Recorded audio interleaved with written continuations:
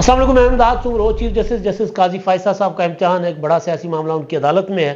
پرویز الہی صاحب کے راستے بند ہو گئے ہیں واپسی کے مکمل طور پر، اور مسلم لیگ نون میں لوگوں نے شمولیت کرنا شروع کر دی، اور بڑی کامیابی نون لیگ کو ہوئی ہے سندھ میں مسلم لیگ نون میں کوئی شامل نہیں ہو رہا تھا، لیکن ایک بڑی شمولیت سندھ سے مسلم لیگ نون میں ہوئی ہے، اور معاملہ ہے عمران خان صاحب کا کوئی قصور نہیں ہے۔ عمران خان صاحب بے گناہ ہیں اور الزامات سارے غلط ہیں۔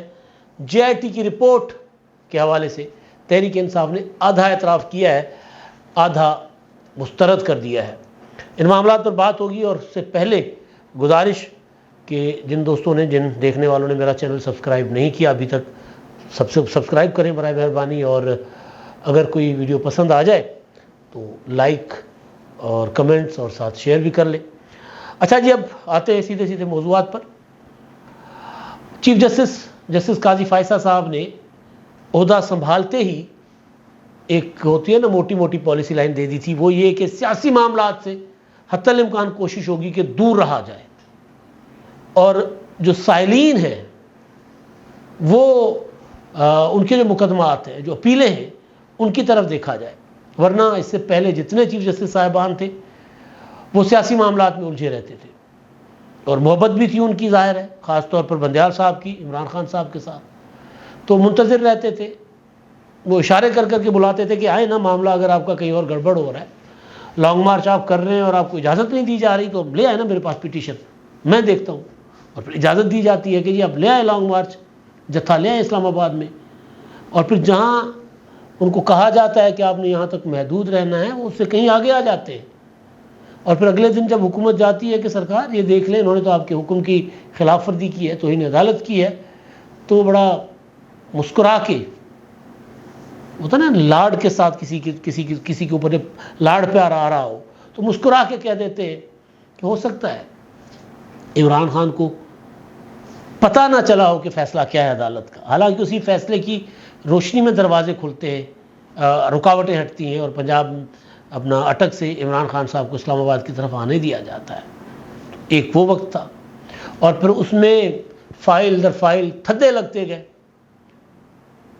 تہ در تہ فائلیں پڑی ہوئی تھی سائلین کی اپیلوں کی، پڑی رہی، نہ ہی نہیں سنی گئی۔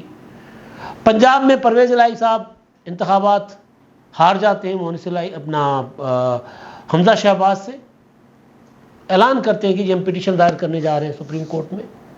لاہور رجسٹری میں جج صاحبان پہلے آ کر بیٹھ جاتے ہیں، پہلے، اور رات کو جا کر پٹیشن فائل ہوتی ہے، اور پھر اس کے بعد 63A کی تشریح ہوتی ہے، اور پھر پورا کا پورا آئین ری رائٹ کر اپنا وہ جو تحریک عدم اعتماد کا پورا آئینی جو شکیں ہیں وہ ساری ری رائٹ ہو جاتی ہے ایک طرح سے۔ ایک وہ وقت تھا، پھر سائفر، پھر پریکٹس اینڈ پروسیجر ایکٹ، پھر آڈیو لیکس، پتہ نہیں کیا کیا معاملات۔ تو موجودہ چیف جسٹس نے کہا کہ یار اس سے تو سائلین نے بہت سفر کیا ہے، اصل کام تو عدالت بیٹھی ہوئی ہے عام لوگوں کو انصاف دینے کے لیے، یہاں پر تو سیاسی معاملات سے جان نہیں چھوٹ رہی تھی۔ تو انہوں نے جو روسٹرز بنائے اس میں انہوں نے زیادہ تر فوکس رکھا سائلین کی اپیلوں کی، جو سال سے کسی کے گھر بک گئے، کسی کی زمین بک گئی، کوئی بیچارہ مر گیا، مطلب عجیب و غریب صورتحال۔ اب کل تحریک انصاف کا ہوا کور کمیٹی کا اجلاس، اب پتہ نہیں کور کمیٹی کہاں بیٹھتی ہے، کون سی ہے، کچھ نہیں پتہ، لیکن ان کے بیان ضرور آ جاتا ہے۔ پنجابی میں کہتے ہیں نا، ہتھاندیاں دیتیاں دنداں نال کھرنیاں پیندیاں نے، خود ہی جو گرہیں لگائیں وہ کھل نہیں رہیں۔ کوشش کی تھی کہ اپنے عاشق چیف جسٹس عمران خان کے عاشق تھے نا، وہ عمران خان کے فین تھے، وہ عمر رضا بندیال صاحب، ان کی موجودگی میں فیصلہ لے لیں، لیکن بہرحال انہوں نے کہا تھا کہ جی ہن مینوں باعزت ریٹائرمنٹ چاہیے۔ تو بہرحال تو پٹیشن دائر کی ہوئی تھی پی ٹی آئی نے، جب یہ فیصلہ کیا گیا تھا سی سی آئی کی جانب سے کہ نئی مردم شماری منظور، اور اس کے بعد الیکشن کمیشن نے کہا کہ یہ نئی مردم شماری کے مطابق حلقہ بندیاں اور انتخابات جو ہے وہ ڈیلے ہو جائیں گے، اور پھر انتخابات کہا گیا کہ 30 نومبر کے بعد شیڈول جاری کر دیا جائے گا، تو اس کے بعد ہوں گے انتخابات۔ تو تحریک انصاف نے اس کے خلاف سپریم کورٹ سے رجوع کیا تھا، اور درخواستیں پٹیشنز پڑی ہوئی ہیں. کور کمیٹی نے کہا ہے کہ جناب یہ معاملہ اب ہم سپریم کورٹ میں دوبارہ جا رہے ہیں.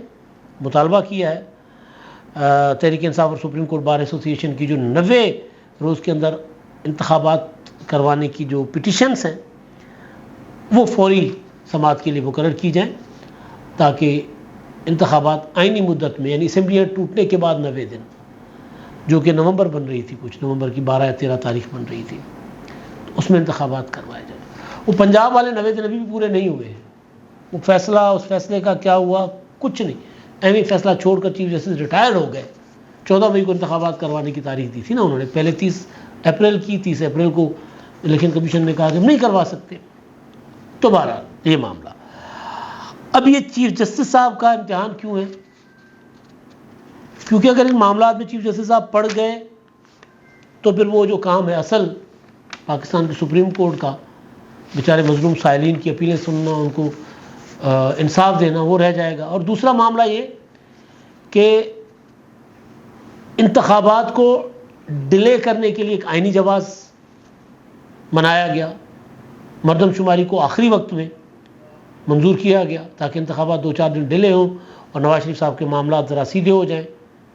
ابھی بھی نواز شریف صاحب کے معاملات یوں لگ رہا ہوتا ہے کہ ڈاواڈول ہیں. تو پھر وہ جو انتخابات کی تاریخ دی جائے. تو آئینی جواز ہے. اب چیف جسٹس صاحب کے پاس معاملہ جائے گا تو اول تو میرا خیال ہے اس معاملے کو وہ کہیں گے الیکشن کمیشن کا معاملہ ہے. الیکشن کمیشن نے مردم شماری کا جو آئینی ایک ریکوائرمنٹ تھی، تقاضا تھا، وہ پورا کیے بغیر الیکشن کیسے کروائیں گے. تو لیکن بہرحال امتحان ایک ضرور ہوگا کہ وہ کس طرح اس معاملے کو ٹریٹ کریں گے، کس طرح ڈیل کریں گے.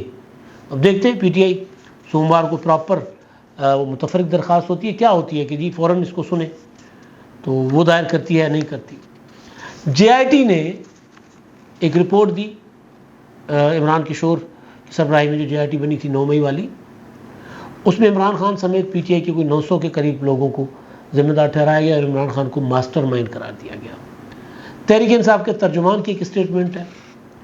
وہ یہ کہہ رہے ہیں کہ یہ جو 9 مئی کے واقعات کا تحریک انصاف اور خصوصاً عمران خان کا سے کوئی تعلق نہیں ہے. اور پھر وہ یہ بھی کہہ رہے ہیں کہ جی رپورٹ مسترد کر دی انہوں نے کہ جی گرفتاری کے بعد عمران خان صاحب نے سپریم کورٹ میں کھڑے ہو کر مذمت کی تھی 9 مئی کے واقعات کی. غلط بات ہے، یہ نہیں مذمت کی تھی. انہوں نے کہا تھا کہ جی اگر مجھے گرفتار کیا گیا، کمانڈوز نے مجھے گرفتار کیا، رینجر سے مجھے گرفتار کیا، تو یہ ریئیکشن آنا تھا، لوگوں نے ادھر ہی جانا تھا فوج کی طرف، اور کدھر جاتے. اور اگر مجھے دوبارہ گرفتار کیا جائے گا تو دوبارہ یہی ریئیکشن آئے گا. اس کے بعد جب ان کو اندازہ ہوا کہ حالات بہت خراب ہو گئے ان کے، تو پھر اس کے بعد انہوں نے جا کر اپنے ویلاگس میں، وہ جو بیٹھ کر ٹی وی پر کیا کرتے تھے لوگوں سے بات، اس میں انہوں نے اگر مگر چونکہ چنانچہ سے مذمت کرنا شروع کر دی تھی. پی ٹی آئی کہہ رہی ہے کہ آزادانہ تحقیقات جب تک نہیں ہوتی تب تک جے آئی ٹیز کی کوئی حیثیت نہیں ہے اور اس کے خلاف بھرپور قانونی چارہ جوئی کی جائے گی اور حقیقی ذمہ داروں کے تعین کے لیے قانونی اور سیاسی آپشن استعمال کیے جائیں گے. اب مسئلہ یہ ہے کہ بھائی عمران خان صاحب کے ساتھ جو لوگ تھے نا، وہ عمران خان کے خلاف دے رہے ہیں گواہیاں. اسد عمر جو ابھی تک ساتھ ہیں، انہوں نے گواہی دی ہے کہ یہ جو کچھ ہوا عمران خان کا کیا دھرا، اور انہوں نے کبھی ہم سے ہمارا مشورہ نہیں مانا، کبھی ہماری صلاح نہیں مانی. تو میں نے کہا نا کہ مطلب جو گرہیں انہوں نے لگائی ہیں وہ دانتوں سے کھولنی پڑ رہی ہے. الیکشن والا جو معاملہ تھا 90 روز والا، عمران خان اگر پنجاب اسمبلی اور خیبر پختونخوا اسمبلی نہ توڑتے، قومی اسمبلی سے ریزائن نہ کرتے، تو آج یہ دن نہ دیکھ رہے ہوتے. ان کے پاس اپنی بات رکھنے کے لیے اور حکومتیں کرنے کے لیے 2 بڑے صوبے بھی تھے، گلگت بلتستان، آزاد کشمیر. وہ دونوں حکومتیں بھی گوا دی انہوں نے. اپوزیشن لیڈر بن کر بیٹھے رہتے قومی اسمبلی میں، سارا گنوا کے. اب وہ بھی چلے گئے، بندیال صاحب بھی چلے گئے. پہلے فیض حمید گئے، پھر باجوہ صاحب گئے، پھر بندیال صاحب گئے. اب تو کوئی سننے والا ہی نہیں ہے نا. اب تو کوئی مطلب آدھی رات کو بیٹھ کر بلانے والا نہیں ہے کہ جی آؤ میرے بچے بتاؤ میرے لاڈلے کیا مسئلہ ہے، کیا پریشانی ہے. تو وہ بھی کوئی نہیں ہے. اب وہ یہ سارا کچھ کر رہے ہیں. اور اب جے آئی ٹیز کے خلاف قانونی چارہ جوئی، یعنی ظاہر اس کو چیلنج کریں گے. جو طریقہ عمران خان صاحب کا اور ان کی جماعت کا رہا ہے وہ یہ کہ ان کے خلاف کوئی انویسٹیگیشن ہوتی ہے، کوئی بلاتا ہے کوئی ادارہ FIA نیب یا کوئی، تو وہ جا کر اسٹے لے کر آ جاتے تھے۔ اب JIT کی رپورٹ کے اگینسٹ کسی عدالت میں جائیں گے، لاہور ہائی کورٹ میں جائیں گے، اسلام آباد ہائی کورٹ میں جائیں گے، لیکن اب وہ عیاشیاں نہیں ہوں گی۔ سائفر پر اسٹے لیے رکھا، 1.5 سال اسٹے پر تھا، سائفر کی تحقیقات اسٹے پر تھی، نہیں ہونے دی گئی تحقیقات۔ اس سے پہلے توشہ خانہ اسٹے پر چل رہے تھے، الیکشن کمیشن کے جو توہین الیکشن کمیشن کے نوٹسز تھے اس پر اسٹے تھے۔ اب وہ عیاشیاں تو نہیں ہوں گی خان صاحب کو۔ تو باقی جو اعتراف ہے کہ تحریک انصاف اور خصوصاً عمران خان کا کوئی تعلق نہیں، یعنی کہیں نہ کہیں PTI کے لوگ اور عمران خان کہہ رہے ہیں کہ جی ہمارے لوگ تھے، لیکن یہ ہمارا پہلے کہتے ہمارے لوگ نہیں تھے، پھر کہتے ہمارے لوگ تھے، اگر وہ وہاں نہ جاتے تو اور کہاں جاتے۔ تو بہرحال اچھا جی، پرویز الہی صاحب کے حوالے سے بڑی خبر آئی ہے، جیل میں بیچارے عدالتی احکامات کے باوجود رہا نہیں ہو رہے، تو انہوں نے ان کے متعلق ان کے بھانجے چودھری شافع حسین کی بڑی سٹیٹمنٹ آئی ہے۔ مسلم لیگ ضیاء الحق کے سربراہ اعجاز الحق سے ملاقات کے بعد میڈیا سے گفتگو کی، وہ گئے تھے کل شجاعت حسین صاحب کی خیریت دریافت کرنے۔ اس میں ان سے سوال ہوا تھا پرویز الہی صاحب کی کاف لیگ میں واپسی۔ ایک وقت تھا کہ پرویز الہی کی زیر صدارت مونس اپنا بلکہ کیا نام تھا، کامل علی آغا، پرویز الہی صاحب کے کہنے پہ وہ اجلاس بلایا انہوں نے اور نکال دیا تھا پورے ٹبر کو، شجاعت حسین صاحب کو نکال دیا تھا، ان کے بیٹوں کو پارٹی سے نکال دیا تھا، اور ادھر سے طارق بشیر چیمہ صاحب کو نکال دیا تھا۔ اور ایک وقت ہے کہ شافع حسین کہہ رہے ہیں کہ جی مونس الہی اپنا پرویز الہی اور مونس الہی کی واپسی کا کوئی امکان نہیں ہے، کوئی چانس نہیں ہے کہ وہ مسلم لیگ قائد اعظم میں واپس آئیں۔ وہ بہتر ان کے لیے یہی ہے کہ وہ الگ سیاست کریں، ہمارے دونوں خاندان الگ ہو گئے ہیں تو الگ الگ سیاست کریں۔ تو پرویز الہی صاحب اب نہ ادھر کے رہے نہ ادھر کے، عمران خان صاحب کے ساتھ اب وہ زیادہ دیر رہ نہیں سکتے، باہر آنے کے لیے وہ تگ و دو کر رہے ہیں، باہر آ نہیں پا رہے، اور ادھر کیونکہ اب تو معاملات بچوں نے سنبھال لیے نا، شجاعت حسین صاحب کی تو اپنی صحت بھی اجازت نہیں دیتی کہ وہ سیاست کر سکیں، اور شجاعت حسین صاحب کے صاحبزادے جو ہیں وہ جو پرویز الہی صاحب نے کیا تھا اس کے بعد وہ کسی صورت ان کے ساتھ ہاتھ ملانے کو تیار نہیں ہے۔ اب جو آخری بات، ایک بڑی کامیابی ملی ہے نون لیگ کو، یا بشیر میمن صاحب کو کامیابی ملی ہے۔ بشیر میمن دبنگ قسم کے پولیس افسر تھے،